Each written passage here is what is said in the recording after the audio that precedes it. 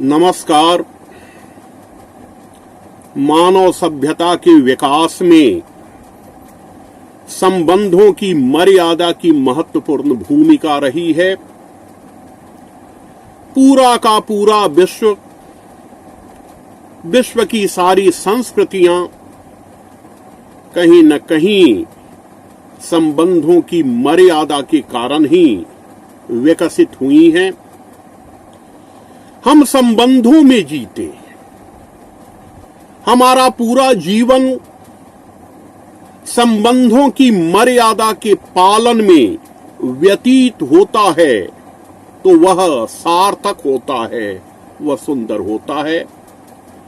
हर संबंध का अपना सौंदर्य शास्त्र होता है, हर संबंध का अपना समाज शास्त्र होता है, हर संबंध की अपनी मर्यादा होती है, हर संबंध की अपनी उपादेयता होती है।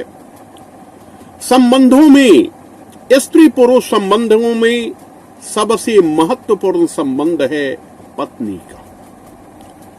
पत्नी को लेकर बहुत कुछ कहा गया है, कुछ हास में, कुछ परिहास में, कुछ व्यंग में, कुछ कटाक्ष में, कुछ मनोविनोद में। एक पुराने कवि ने कहा है कि पत्नी को परमेश्वर मानो।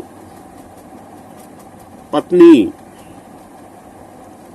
में कहीं न कहीं किसी न किसी रूप में परमेश्वर के उस रूप का निवास होता है जो प्रेरक रूप होता है, जो उद्बोधक रूप होता है, जो जागृत करने वाला रूप होता है। इसीलिए हर पुरुष की सफलता में कहीं न कहीं उसकी पत्नी की महत्वपूर्ण भूमिका होती है।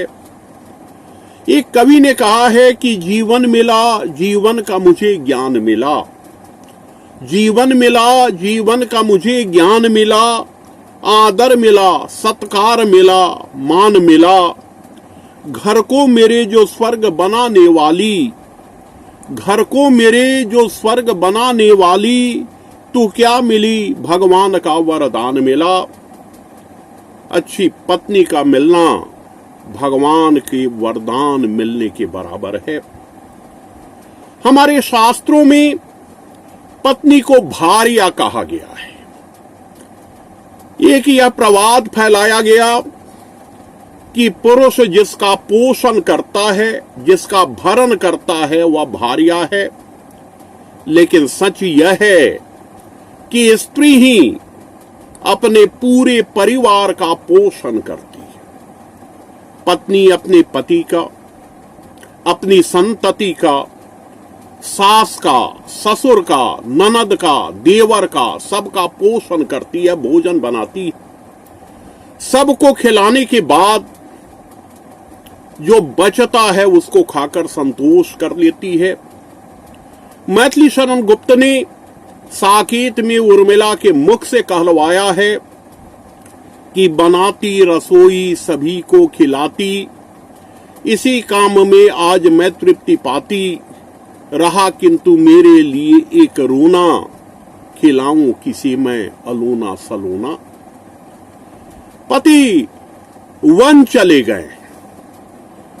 पति के विरह में पति का साहचर्य प्राप्त करने के लिए उर्मिला उपवन में चली आई है। पति कंदमूल खाते हैं, उर्मिला ने भी अन्न का त्याग कर दिया है। यह निष्ठा, यह समर्पण, यह अतुलनीय प्रेम पत्नी में ही संभव है। पत्नी जब पुरुष को प्रोत्साहित करती है तो वह इतिहास निर्माण की शक्ति अर्जित कर लेता है। नारी हर रूप में श्रेष्ठ है, वह चाहे मां का रूप हो, वह चाहे पत्नी का रूप हो, वह चाहे बहन का रूप हो, वह चाहे पुत्री का रूप हो, लेकिन सबसे अनिवार्य, सृष्टि के विकास के लिए सबसे अपरिहार्य, सबसे महत्वपूर्ण स्थान पत्नी का होता है। मातृत्व प्राप्त करने के लिए पहले पत्नीत्व प्राप्त करना अनिवार्य होता है। तो पत्नी के रूप में नारी अपने सपनों का होम करती रही है। उसमें वह शक्ति होती है, वह त्याग होता है, आत्मदान की वह वृत्ति होती है, जिसके कारण अभाव में भी वह भाव का संचार करने की शक्ति अर्जित कर लेती है। वह साधारण घर को स्वर्ग में परिणत कर देने की क्षमता प्राप्त कर देती है। जयशंकर प्रसाद ने नारी को श्रद्धा माना है। श्रद्धा पत्नी का, बल्कि नारी जाति का सबसे विशिष्ट गुण है। नारी ही श्रद्धा में है। जयशंकर प्रसाद यूं ही नहीं कहते हैं, नारी तुम केवल श्रद्धा हो, विश्वास रजत पग नग तल में, पीयूष स्रोत सी बहा करो जीवन के सुंदर समतल में। वह श्रद्धा है। हमारे यहां पत्नी को अर्धांगनी माना गया है। आधा भाग पत्नी का भाग होता है और वह भाग जिसे श्रेष्ठ माना गया है, जो वाम भाग होता है, जहां हृदय स्थित होता है, तो पत्नी हृदय में रहती है। हृदय की भावनाओं को, हृदय के गुणों को विकसित करती है। इसलिए पत्नी का महत्व भी है। जयशंकर प्रसाद ने ही कहा है कि क्या कहती हो ठहरो नारी, संकल्प अश्रु जल से अपने, तुम दान पहले ही कर चुकी जीवन के सोने से सपने। नारी जब अपने सपनों को होम कर देती है, अपनी आकांक्षाओं का दान कर देती है, अपने वजूद को तिरोहित कर देती है, तो उसका पत्नीत्व अपने श्रेष्ठ रूप में सामने आता है। नारी ही वह कोष्ठ है जिसमें महाशून्य आकार ग्रहण करते हैं। दिनकर ने यूं ही नहीं लिखा है, पत्नी को केंद्रित करते हुए ही लिखा है कि नारी ही वह महासेतु है जिस पर अदृश्य से चलकर नए मनुज नव प्राण दृश्य जग में आते रहते हैं। नारी ही वह कोष्ठ देव दानव मनुज से छुपकर महाशून्य चुपचाप जहां आकार ग्रहण करते हैं। आधुनिक युग की एक महत्वपूर्ण महाकाव्यात्मक कृति है कामायनी। कामायनी में मनवंतर की कथा है। पूरी सृष्टि जलमग्न हो गई है, पूरी दुनिया उसमें तिरोहित हो गई है।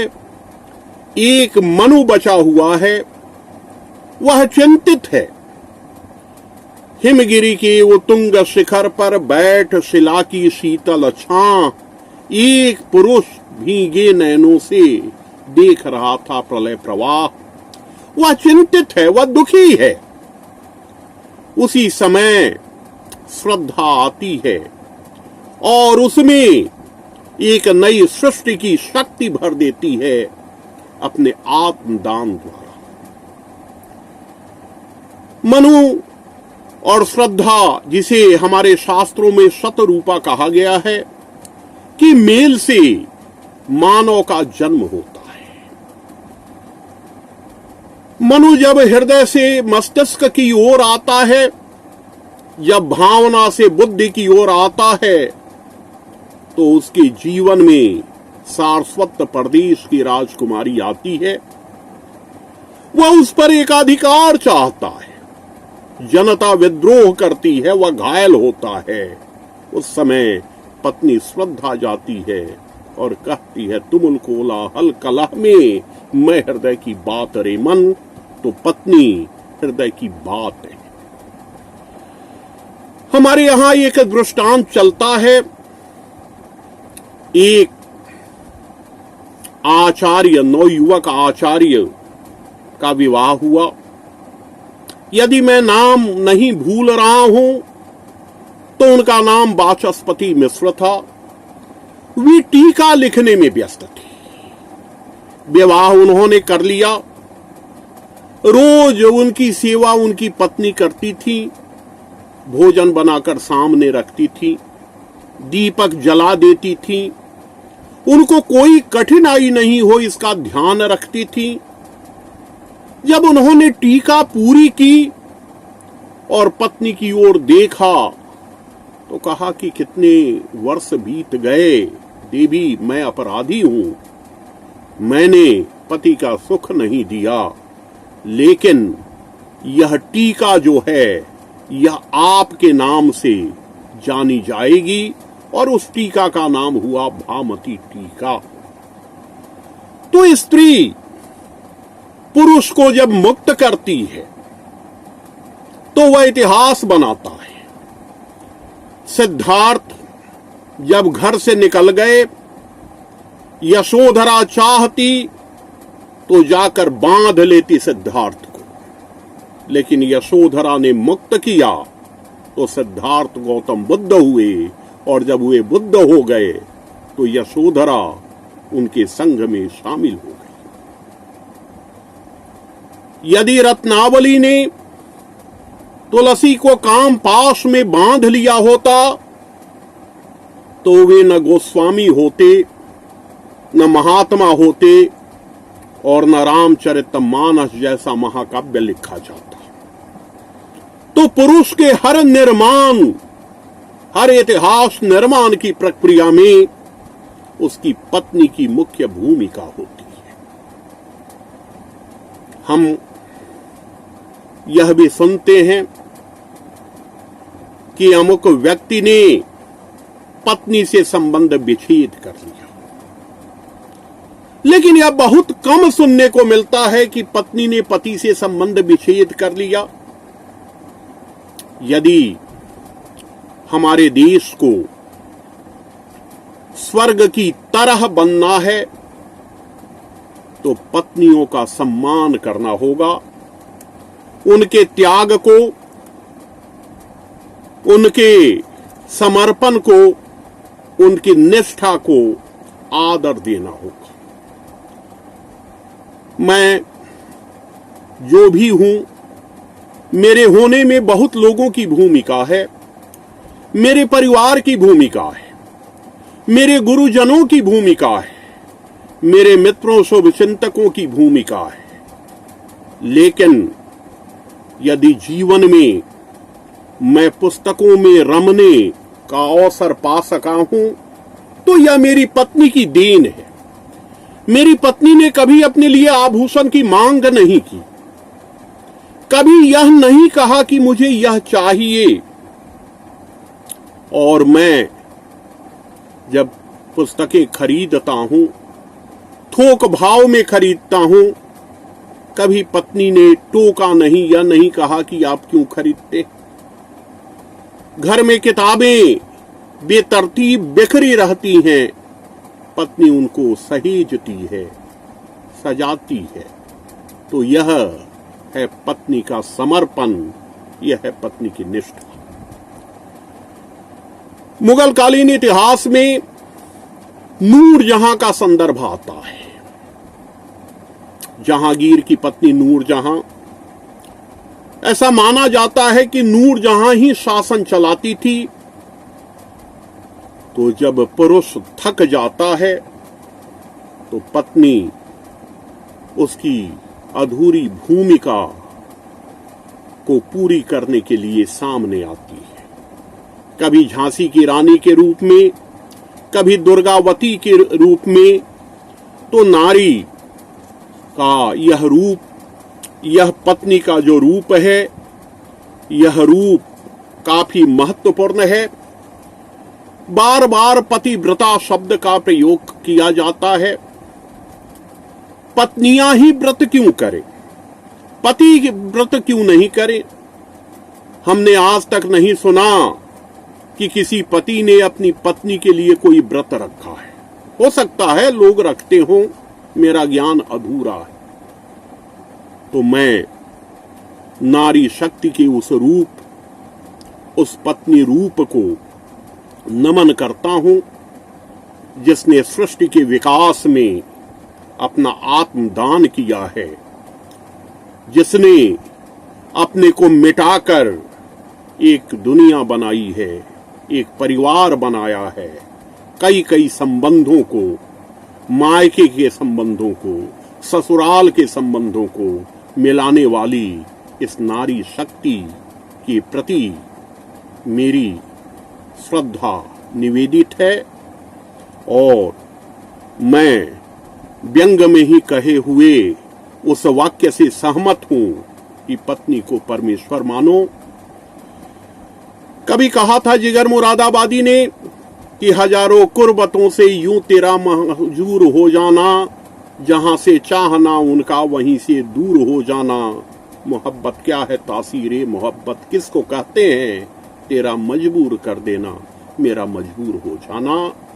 तो पत्नियां अगर मजबूर करती हैं तो वे अच्छे कार्यों के लिए मजबूर करती हैं। यही प्रेम का सच्चा रूप है और प्रेम का यह रूप पूरे संसार में फैले। इन्हीं शुभकामनाओं के साथ आपका धन्यवाद।